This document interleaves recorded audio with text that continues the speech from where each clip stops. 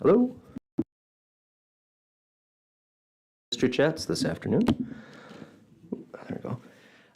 Yeah, we're gonna get started in just a couple minutes here at 12:30, but can I just hang out here for those of you who are joining us a little early? And if you're watching after the fact, you can just skip ahead about 2 minutes, 3 minutes, and that'll get you to the program. Just gonna make sure everything is working. Yeah, looks like it's working. That's always good.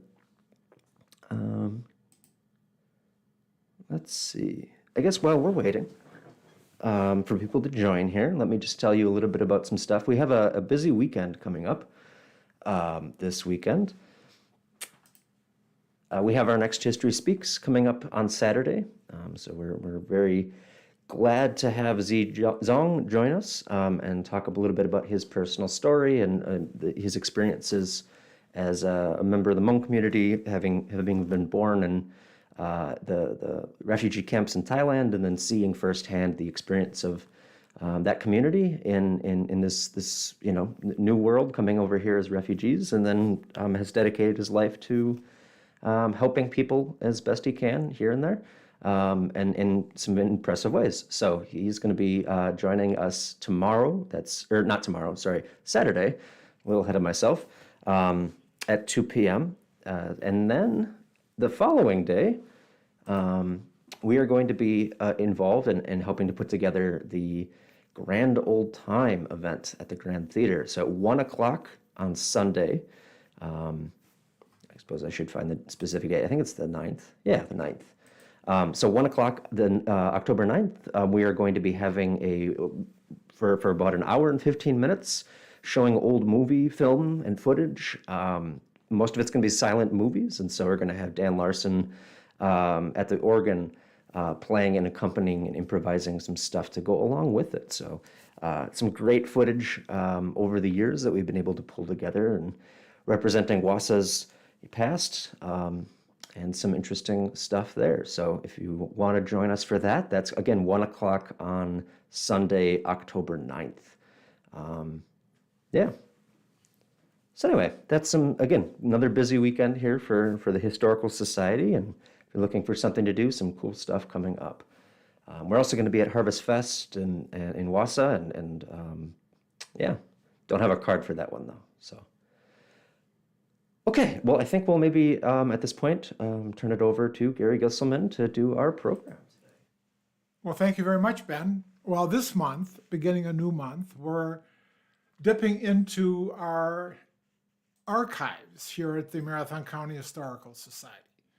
A large collection through the years, a variety of groups people, organizations, companies have given us a lot of information with regard, a lot of their personal papers, scrapbooks, a variety of different things that have come to us. So, I mean, we have a lot of things here at the Historical Society, and amongst everything, there's a lot of stories to tell. For today, I chose the specific archives of the League of Women Voters of Wassa, a very active group through our history spanning a good part of the 20th century. Their story is incredible. That's a story which we'll talk a little bit about today, but it is also a legacy. It also a legacy of our cultural history, our political history. They were nonpartisan, but you cannot tell the story of Wassa and Marathon County politics, the governance of this county and city, without dipping into the archives of the League of Women Voters. And we'll talk a little bit about that today. It's an incredible source. So if there's a master's degree person looking for a topic, a PhD person, or a History Day person looking for a topic on local history, dip into the papers of what we have with regard to the League of Women Voters. An incredible source of a lot of information. And we're going to talk a little bit about that collection today, a little bit of this archive of what the League of Women Voters were all about throughout those years. The archives of what we have pretty much starts in the 30s and into the last days of the league. But and they're so we show these are the files of the league, and what they all contain. We have scrapbooks, so a variety of different materials coming through their scrapbooks into their individual papers, into their minutes. So a lot of information here. But typical page from their scrapbook. We'll talk a little bit about this in the library in a few more minutes. But I want to just go back a little bit, because as we have shared in the past, the 1920s were an incredible decade of our history here in Wausau and Marathon County. And it was specifically with the history of women in Marathon County, Wausau, and Wisconsin. So already after World War I, and I just mentioned this article in 1920, the organization of, on a statewide basis, the aim of the Wisconsin League of Women Voters is. And then it went on to explain the purpose of the organization is to promote the principles and policies, not of one political party, but it is to instruct its members as to fit them to choose intelligently the principles by which they endorse. So again, 1920s statewide effort to organize women into specifically the Women Voters League. Coming into Wausau in 1920, we're not quite there yet with the league, but there was a little article about a new study group, Voting Methods and Elections for Wausau Women, will hold its second meeting at the University Extension. Well, so with the suffrage amendment, women were starting to take interest in the politics and into the elections. And of course, elections and voting was a strong effort of the league throughout their whole history. An incredible effort that they always made with regard to instructing and educating the populace with regard to the elections. So then in 1923, finally, the League of Women Voters comes here to Wausau. Mrs. Carl Matthey, Mrs. Coates. Again, so this is the beginning of the league here. I'm culling these from newspaper articles because our archives really don't go back to these really early days, but I wanted to give you some kind of a sense of the whole breadth of their history here in Wausau. And it didn't take long. So then just some articles quickly with regard to the leagues forming here in 1923. Mrs. Pentler, the first president. But what I would like to point out on this article are two things. Mrs. Coates, chairman of the organization committee. Mrs. Coates, a strong presence in this community for almost the whole part of the 1900s. An incredible person, incredible woman that really was a part not only of the civic life, but also of the retail life of this community for a long time. And then on the other side, I need to point out Helen Ohm, also being a part of the League of Women Voters here. Of course, she was the first woman elected to the city council, a very strong presence in city council efforts, eventually into the Marathon County Board, a strong presence throughout many organizations in this community. We really always like to give notice to Helen because of her presence and her showing up at a variety of different places throughout a variety of different events in the history of Marathon County and Wausau.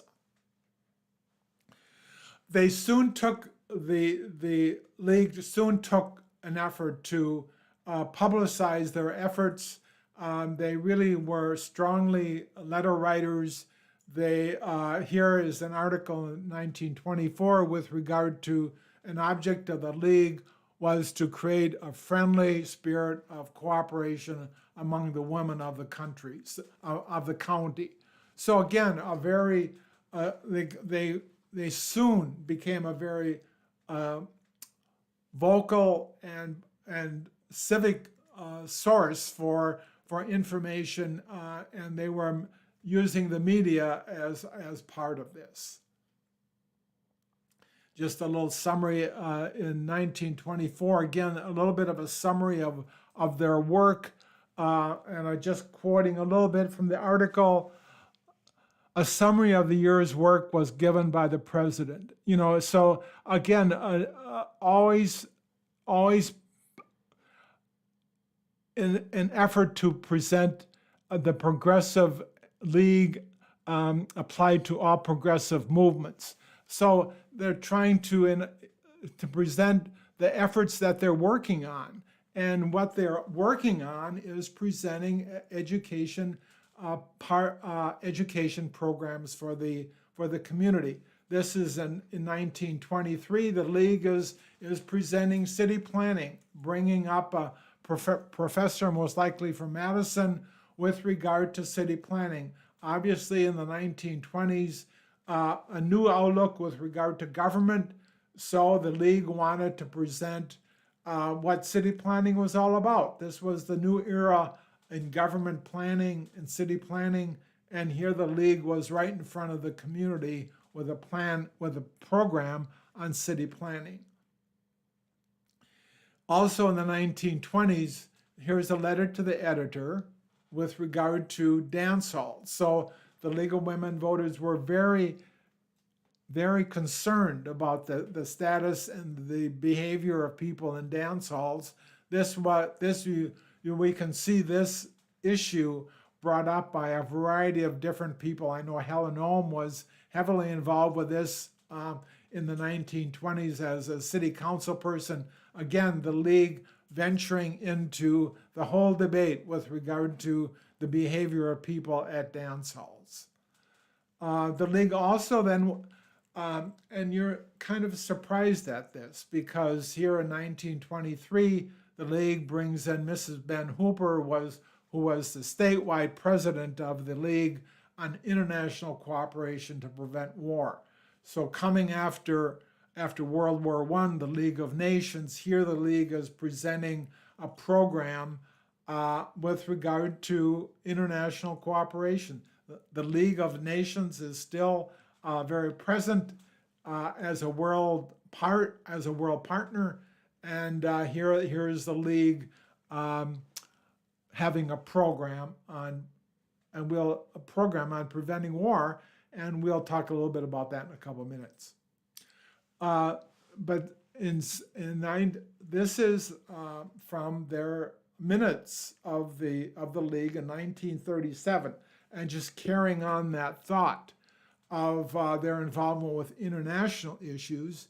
Their minutes starting here in February, but they go on to say, Mrs. Manson then gave a very interesting report on the 2 days of the conference on the causes and cures of war, which she and Mrs. Niels went to. So then the league sent 2 women to Chicago to report on the peace conference in Chicago. Here's a story on their meeting. So again, the league very quickly moving into international affairs, educating the folks here in Wausau with regard to what's going on internationally. Well, quickly move into this is in the 1950s. This headline could have been in the 1920s. This fits better in the 1920s. But rum and rhetoric gone from the election scene as the ladies take over.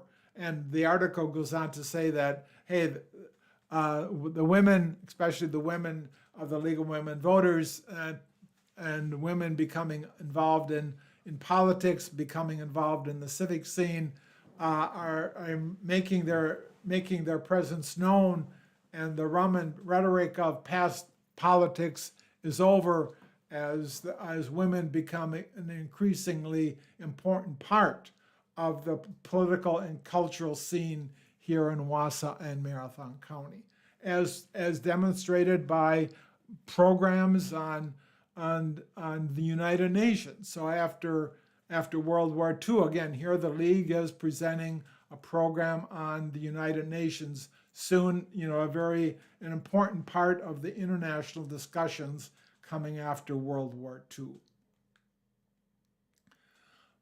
One of the strong issues that they really wanted to work on, which is evidenced throughout their whole history, is their effort to bring people to become educated about voting. Candidates, how to vote, where to vote. They really made a strong effort continually to bring out the vote and educate people about voting. So they had, again, an article, the League assists voters, again, at the bank, telling people how to vote, where, not how to vote, but where to vote, and what does it mean to vote in your local elections. Again, they had a variety of different panels. Again, here Walter John Schultz and Ed McLean. Again, candidates always panel discussions with regard to candidates, bringing them into the forum of local government. So here, just continuing on that story, again here, a member of the League of Women Voters interviewing Senator Proxmire. Again, this story seems repetitive. It seems like continuing, but it's a story that echoes really the League's deep interest in local government, making sure that everybody really gets to know their local government and what that's all about, including your United States Senator. This is headline, The Year of the Voter by the League of Women Voters, again demonstrating their strong advocacy of getting people to vote, presenting candidates, whatever it would take, whatever it takes to get people out to vote. In addition to that strong push throughout the years for getting people to vote, they also took it upon themselves for a variety of different issues that surrounded Wausau and Marathon County. And one of the issues and one of the study groups that they had was the issue with regard to the public library. And here is a little pamphlet. We need to upgrade our Marathon County library system. Again, advocating for a strong local government when they saw weaknesses coming. Weaknesses in our government agencies, they were right there to promote and advocate for reform and, if need be, changes in how we do things in the government. They were also involved in, like I said, the international. They were involved in the voting. They were involved in libraries, getting people involved. They were also, this is a little bit of a pamphlet with regard to a series that they were conducting with regard to human rights. So continually promoting and advocating for the education of our community here in Wausau. One of the strongest publications that they did have was the Wausau Story on Local Government, published by the League of Women Voters, a guide to the government in Wausau and Marathon County. So if you take a look at this, this is a complete look at our local government, nothing has been done before and nothing done since with regard to describing in detail what our government is about. And out of this, this is the study committee report. But one of the things that happened as a result of this was a statement by the county on a county administrator. So they saw the need coming out of that report for a county administrator. So they went to advocate for a county administrator, and voila, the county board eventually would see that the great need of a county administrator, county manager, and thus the county board initiated that whole position within county government brought on by this League of Women Voters report. This county, again, the headline reads, support full-time county executive. The League is entirely in support of that. As a result of this, the League also took it upon themselves to publicize what our local government was about as running in the Wausau Daily Record Herald. So for instance, one article was, okay, here's the City Park Commission, 6 members. So here they are, and this is what they do. Again, another way of telling the citizens what local government is all about. A City Government Day, October 4th, sponsor City Government Day to point out the accomplishments of Wausau city officials. Again, another effort to promote local government.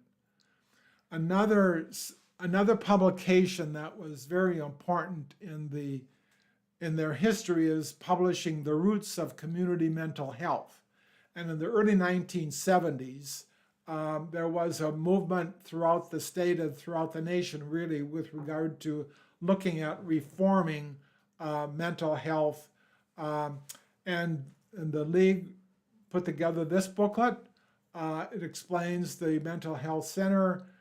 It's released. This is an article from their scrapbook that talks about, and I won't go into the details of the book itself, but if you're concerned about the history of how Marathon County dealt with the issues of mental health, especially in the 1970s, maybe even beginning in the 1960s, really, you have to consult this book in our archives that explains the potential reform in defining the need for a mental health center is all in this book. Again, the introduction speaks to this, and I won't go into it that much, but I'm just saying that you really, if you need to look at this, if you really need to study and look at what the League was doing with regard to the promotion and dissemination of information with regard to mental health in the 1970s, you have to consult this Roots book here in the archives. And in closing, in 1995, the League published positions on local position papers and bylaws. And again, this is one of their reports. And coming back to the city of Wausau, it was the League of Women Voters that initiated the study of separating the city council alderpersons from the county board supervisors. At one time, it was the same person being on both the city council and the county board.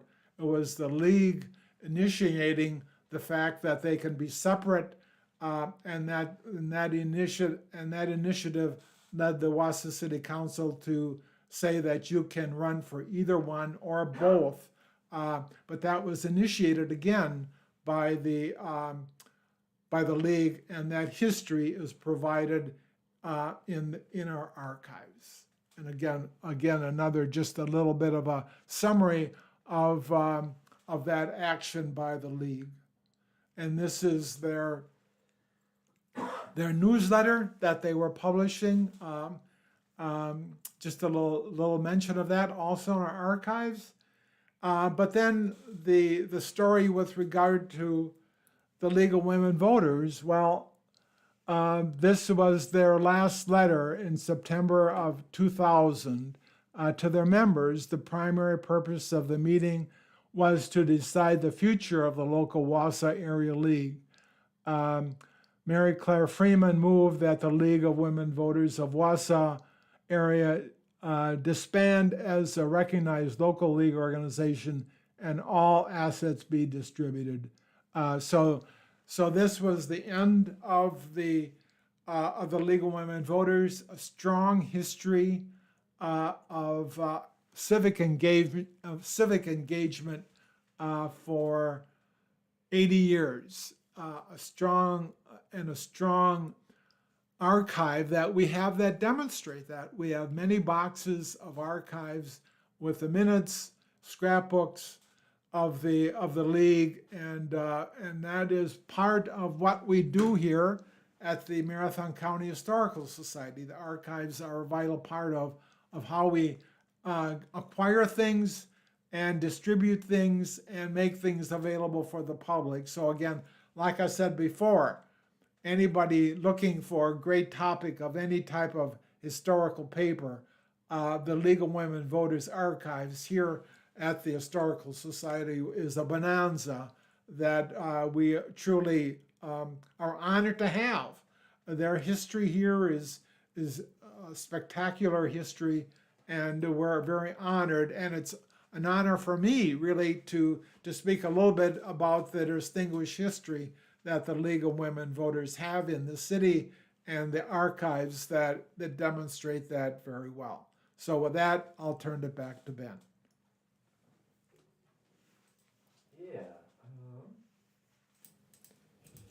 Yeah, awesome. So like Gary said, yeah, if you're looking to do a paper, a dissertation, or do some research onto the what it was like in the mid 20th century to late 20th century Wisconsin community, it's a great collection, and it's kind of the gist of what we're doing this month. We are going to be telling some stories from the archives. So this is one collection of boxes that have been sitting on a shelf for a while, and we're going to be doing this the rest of the month. So we're actually getting next month, next week. I'm going to be pre-taping a video. We have a local history conference that's happening in Rothschild this year. So most of the staff are here at the Historical Society will be at that. So I'm going to pre-record an interview with one of our seasonal, I guess is what she is, workers, Brenna Welch, who's been digitizing a collection here of the Bob Wiley aviation materials. Some of you may know Bob. He is the guy, he did a lot of research and literally wrote the book on local history. And we're just going to go through and talk about what that process is like and some of the cool stuff she's found. And then there's going to be some more stuff coming up later this month. So keep an eye on that for some more interesting stuff from the archives. Cool. So I think that's it. I don't see any other questions or lingering concerns in the chat section, so I think we'll call that an afternoon. Thanks everybody for joining us, and hope you have a wonderful day, and maybe we'll see you this weekend for some more history. Yeah.